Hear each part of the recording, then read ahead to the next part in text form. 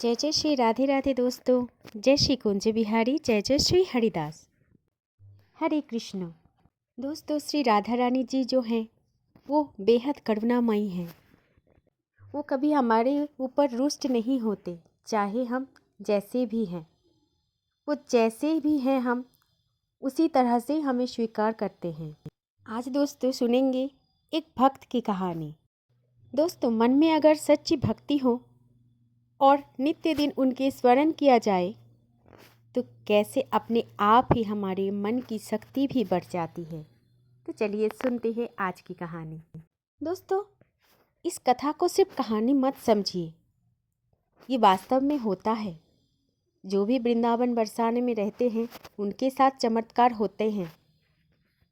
कभी अगर वृंदावन जाओगे, बरसाना जाओगे तो वहाँ के ब्रिजवासियों से पूछ लेना कि राधा रानी जी और कान्हा का करुणामय और कृपा क्या है। दोस्तों, बरसाने में एक दिन राधा रानी अपने सखियों के साथ बैठी हुई थी और तभी उनके कानों में आवाज़ आई, राधा राधा श्री किशोरी।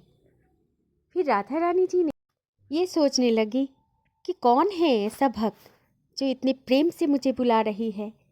फिर राधा रानी जी ने ललिता जी से पूछा, ललिता सखी, ये कौन है जो इतने विरह भाव से मेरा नाम लेकर मुझे स्मरण कर रहे हैं।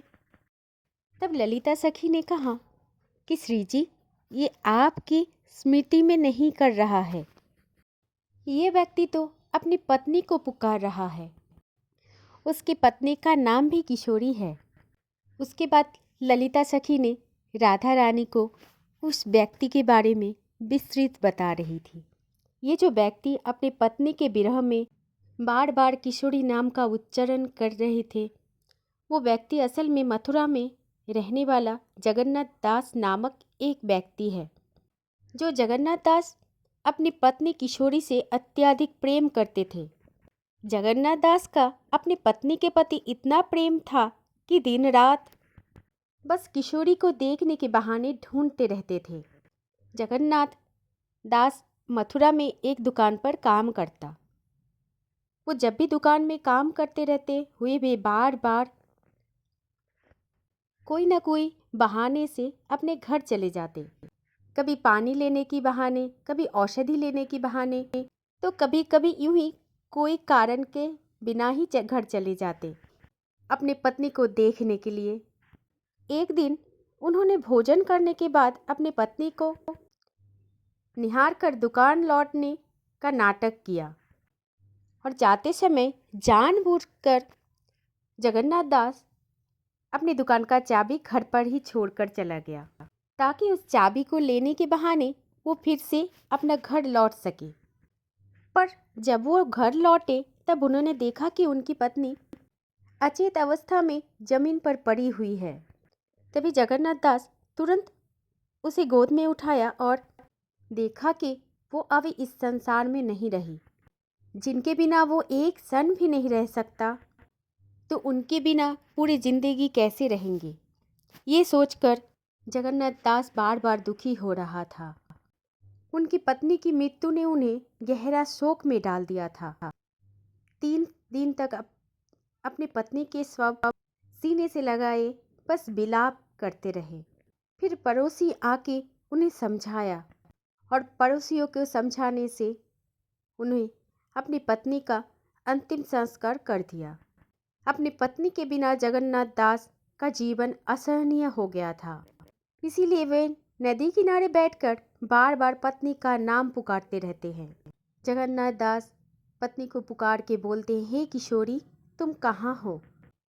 जगन्नाथ दास अब ऐसी स्थिति में हो गए थे कि वे जंगलों में और मथुरा के खेतों में भटकते रहते थे। उस समय भी अपनी पत्नी का नाम लेकर बस एक ही बात बोले जाते थे कि हे किशोरी, तुम कहाँ हो।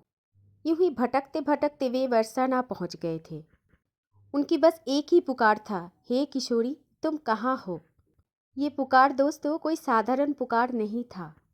उनका पत्नी का नाम तो किशोरी था, लेकिन वो जगन्नाथ दास बरसाना में आकर अनजाने में राधा रानी का स्मरण कर रहे थे। वो स्मरण उस समय भी था जिस समय हमारी राधा रानी अपने नित्य लीला में श्रृंगार कर रहे थे। जब उनकी करुण पुकार सुनकर श्री जी का मन विचलित हो गया, तभी श्री जी ने ललिता सखी को बुलाकर पूछा, ललिता सखी, ये कौन है जो इतनी विरह भाव में मेरे स्मरण कर रहा है? तब ललिता सखी ने कहा, ये आपके लिए स्मरण नहीं कर रहा है, ये तो अपनी पत्नी के नाम की स्मरण कर रहा है। ललिता सखी की इस बात को सुनकर श्री जी ने बोला कि वह भले ही अपने पति का नाम स्मरण कर रहा हो, लेकिन उसके भाव में इतनी करुणा, इतनी भक्ति है कि उसकी इतनी भक्ति के कारण मैं अपनी लीला पूरी नहीं कर पा रही हूँ। जब तक मैं उसे अपने बर्थ हस्त में आशीर्वाद नहीं दूंगी कि वो जगन्नाथ दास शांत नहीं होगा। तब ललिता सखी ने जगन्नाथ दास को बुलाकर निकुंज में प्रवेश कराया, और जैसे ही उन्होंने निकुंज में प्रवेश किया, उनकी आंखों के सामने एक दिव्य दृश्य प्रकट हो गया। श्वेत वस्त्रों में चमकती हुई राधा रानी, जिनके चरण को श्याम सुंदर गोद में रखे हुए थे। इस अद्भुत छवि को देखकर जगन्नाथ दास का हृदय किशोरी राधा रानी की भक्ति में डूब गई। श्री राधा रानी और श्याम सुंदर ने उनके सिर पर वरद हस्त रखा, और उस समय से उन्होंने अपनी पत्नी को पूरी तरह से भुला दिया और सदा सदा के लिए राधा रानी के चरणों के दास बन गए। ये कहानी, ये कथा ये दर्शाती है कि सच्ची भक्ति और सच्ची स्मरण में इतनी शक्ति है कि कोई व्यक्ति का ऐसा भक्ति स्वयं भगवान को आकर्षित कर सकते हैं। यदि किसी प्रियजन का नाम भी भगवान से जुड़ा हुआ हो और उसे प्रेम और भक्ति से पुकारा जाए, तो भगवान भी विचलित हो जाते हैं और अवश्य ही प्रकट होते हैं।